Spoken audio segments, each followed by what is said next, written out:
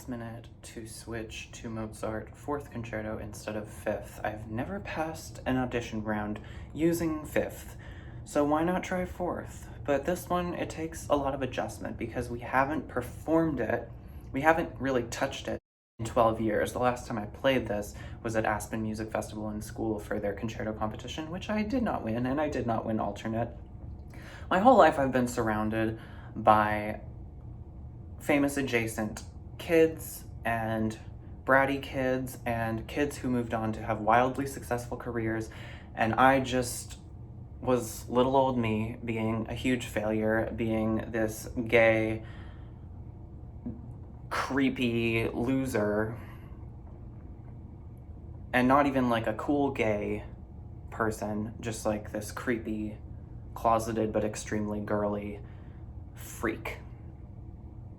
And I'm just feeling very angry because I just finished cyber stalking a bunch of people whom I used to know,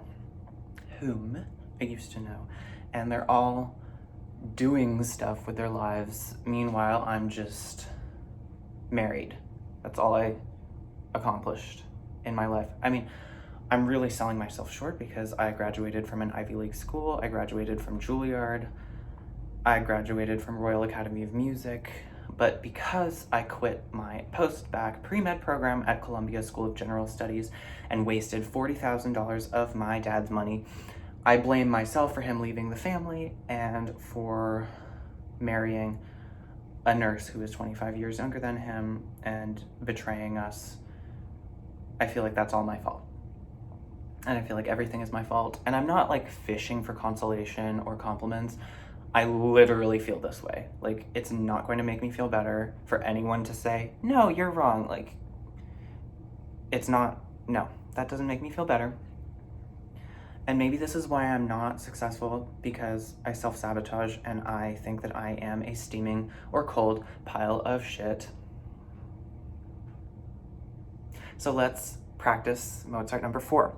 Keep in mind, for Mozart number 4, since this is a readjustment, we have to think, where are we going to lift the bow? Where are we going to lift our fingers? Where we wouldn't normally if we were just, you know, playing through it after doing intonation practice. Now, everyone's intonation practice is different. Mine is very unorthodox and frowned upon by all teachers because instead of practicing scales and trying to do target practice where you try and hit the note correctly every time, I just do like a bunch of chewed up gum on cement stuck to someone's shoe, rubbing it off like this, like.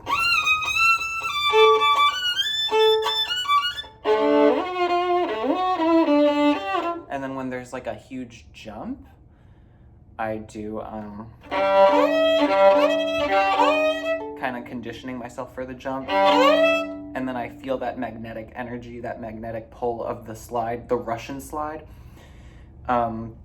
in my heart, in my mind.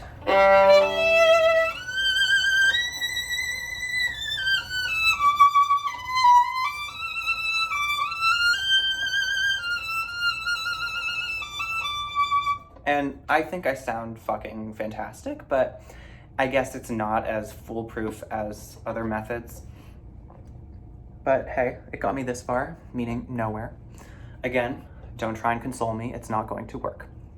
And if you don't like this video, why are you watching it? So, Mozart 4,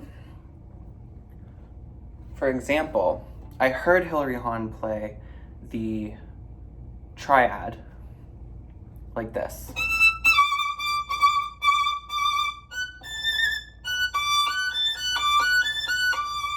Personally, I don't really think she has a style. I think she sounds like a limp noodle playing like whatever.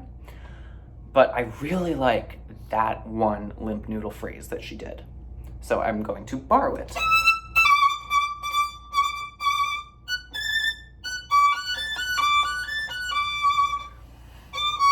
And then for the next phrase, we want to start upper half, because if we start here, it's the same in Prokofiev. Except that's, you know, down bow and more staccato off the string, so that can be lower half, but we need to prepare the note so that it's not a car crash. Like, it has to be without that huge pause. Let's try.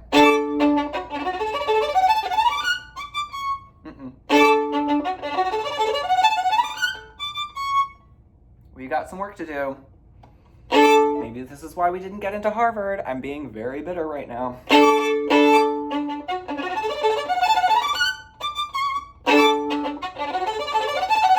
Maybe this is why we only got a 5 on 2 AP exams, even though we took 12 AP courses.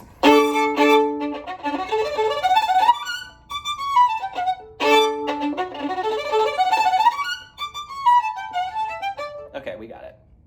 We got it! So translate that to Mozart 4.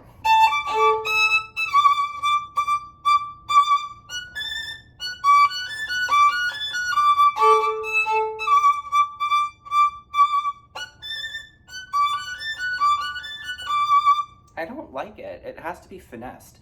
We need a shape to it, so.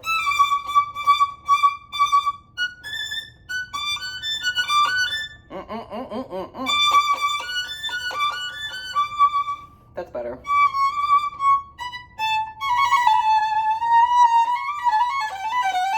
And then smooth that out. See, the difference is we've been practicing Brahms Concerto and Mozart 5 for 10 plus years, so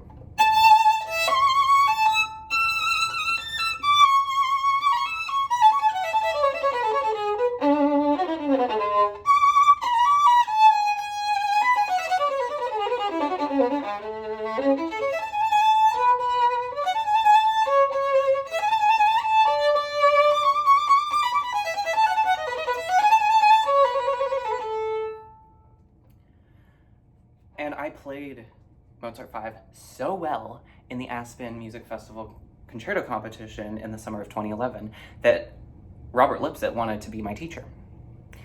Naturally, I didn't study with him, which is why I'm not in a professional orchestra yet. Maybe that's a problematic opinion. I don't care. So yeah, I played that one quite well, but I want to switch things up. And who knows, maybe I'll chicken out and play 5 anyway, but... Oh, and I want to learn Bartók. So again, self-sabotaging, because I'm going to learn an entirely new concerto, but I only need to learn the first movement and the cadenza. I love that piece.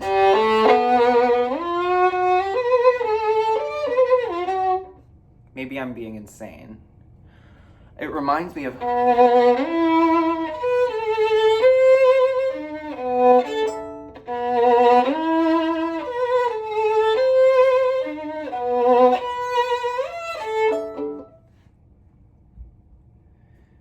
Let's see. Back to Mozart.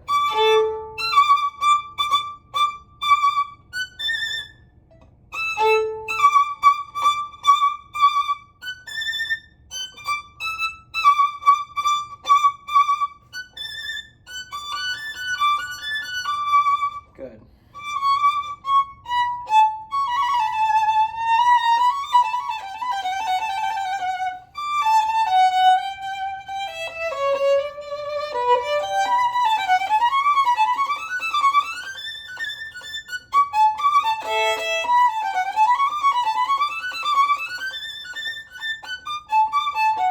Now you want to create an illusion of time slowing down, especially in tricky passages. So you want to kind of trick yourself into thinking that your arm is moving more slowly, and that way you're slowing down time and giving yourself enough of it to play all the notes. Like in this part of Don Juan.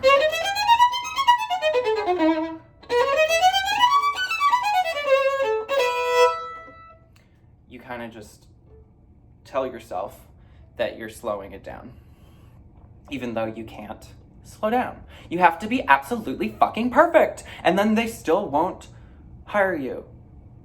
But how would I know? I've never been perfect in my life.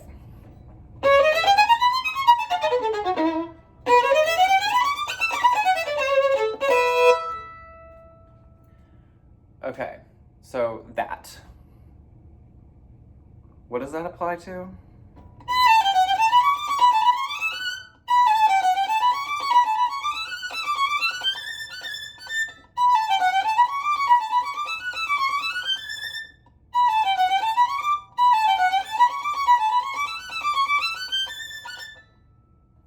So maybe as a little cheat to make it easier, think of the Russian shift.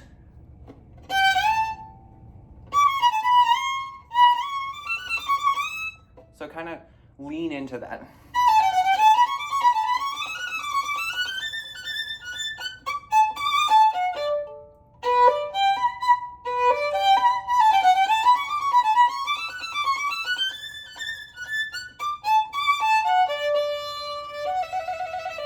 Da da da da dum, ba da da da dum, bum ba bum.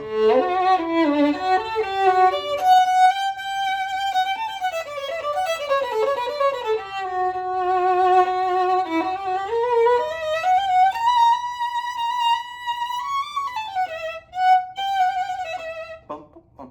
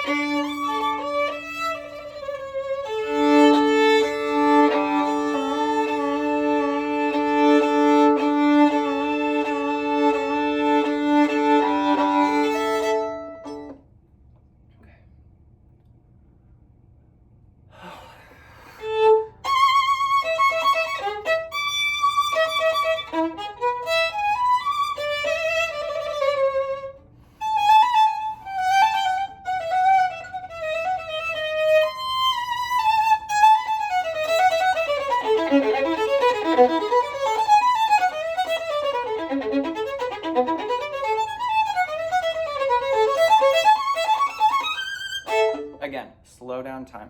I'm gonna move this just a bit.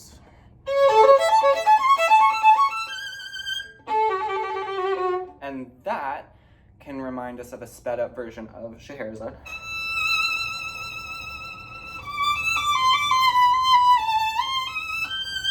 I hate how I play that. It's that passage that makes me want to chop my fingers off, especially my middle finger.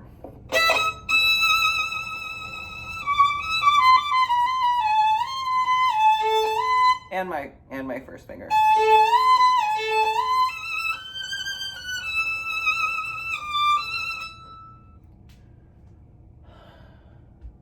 Just play the right notes. What's so hard?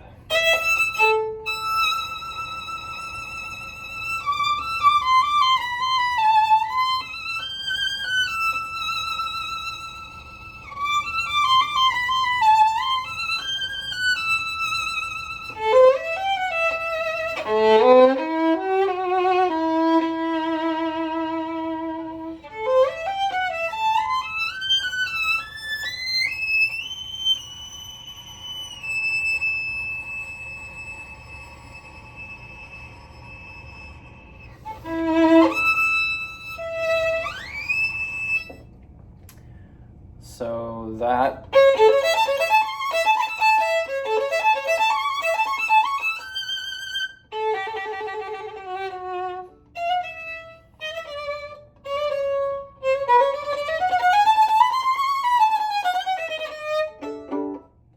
I'm going to take just a second to discuss my mental health, and that being kind of symptomatic of what I do and what I've been doing basically my whole life. I'm 28 now. People my age that I went to school with, they're either doing their PhD in math at Harvard, or they're in a professional orchestra, or they're getting their PhD or their doctorate in violin instruction. Everyone is doing something and established, and I think, or they're extremely famous. They're famous soloists. So I think that after a certain point of playing, if you're not famous or successful in some way, you just become retarded, like me. I feel extremely retarded and like this adult baby, and I just feel all this anger because I know that I'm great and I know that I have this natural ability and that I've worked hard, but somehow I fell off the wagon because I didn't practice as hard as my peers, or I wasn't as lucky as my peers, or I just had a fucking horrendous upbringing and my parents suck and my sister sucks. I'm sorry, but she does. She did. I'm not really sure anymore. I kind of keep a distance. We don't live together anymore, which is good, I suppose. I thought that we were going to grow old together and be spinsters and it would be all nice, but no, people grow apart, or things happen which kind of build a wall that allows you to have boundaries. Anyway, I feel like a full-blown retard because I'm not famous and I'm not successful. I'm just kind of existing, barely, working on one audition and then the next audition and like never really feeling like it's going to go anywhere. And I know I sound ungrateful to some people because some people have auditioned for years and years and years and years and still haven't passed prelims, and they're still going to keep going. But come on, give me a break. It's exhausting. It's soul crushing. A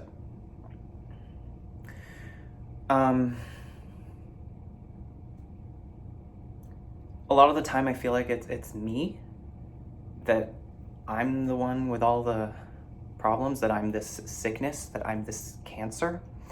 When I was younger, when I was a freshman in college, I'm kind of just like debating how much I should share because I have such a minuscule audience and I like to be forthcoming, but maybe this will come to bite me in the ass. Honestly, I don't care that much, but someone who's like pretty prominent in the viola section of a professional orchestra, Baltimore,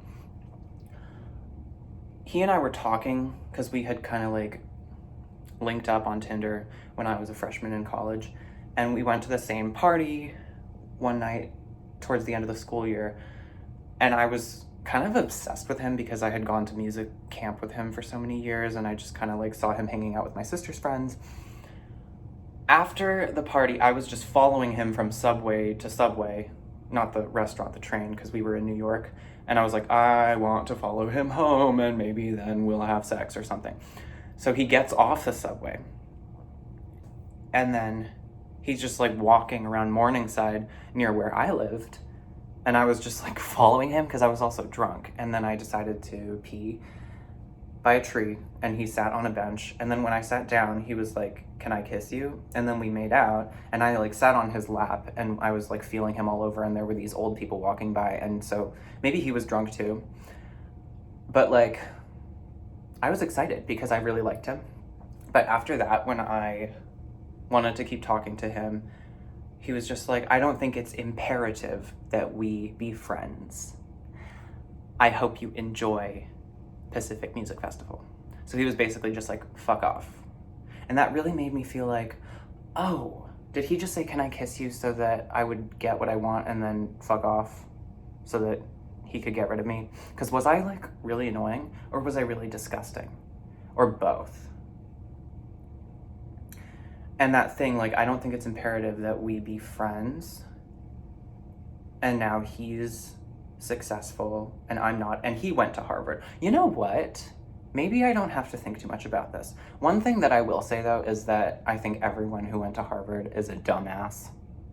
In one way or another, you can be incredibly book smart, but you can be emotionally retarded. You cannot pick up on certain social cues among like socially awkward or ostracized or forgotten, neglected people. You can just be like a sheep being herded along societal norms, wanting to remain relevant. I think Harvard is just this cesspool of relevancy and fame, and I think it's bullshit. So I guess I'm not that unfortunate for not having gone there. So he went there, and then he went to Juilliard where I went, and now he's successful, which sometimes makes me insecure because I think, oh, is there something like deeply wrong with me? Like, that's why he didn't want to be my friend. And at the end of the day, the only thing I can do is practice. Isn't that depressing? Like, there's nothing I can do. I can have like a conversation with God about it, but that's always one-sided. I mean, who are we kidding? Who actually hears God's voice?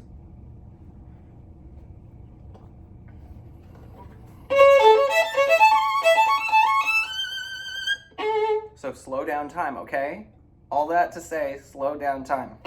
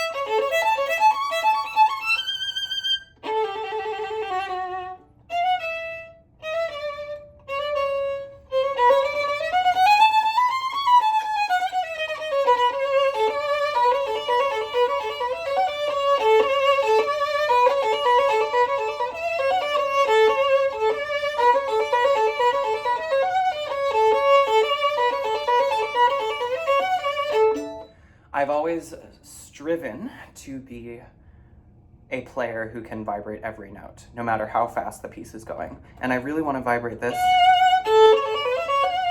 but I worry that if I try too hard, it's going to sound a bit unhinged.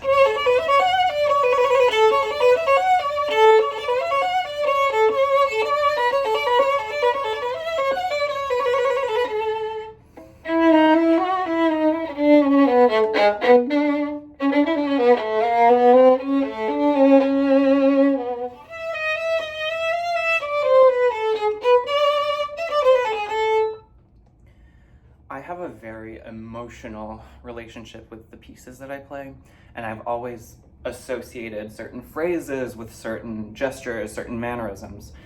And this, I see that as being incredibly offended, and having this stance of like askance eyes and drawn back lip and da da da. So I like to kind of drag out that last note, even though it's not conventionally good phrasing. It should be. But you have this.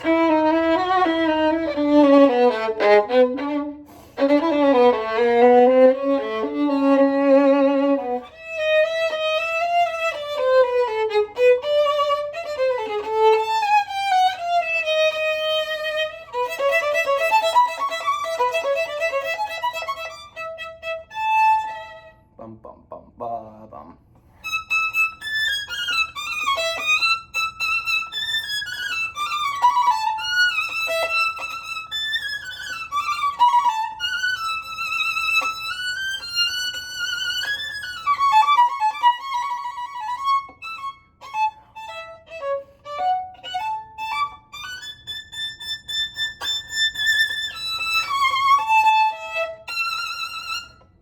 What on earth was that?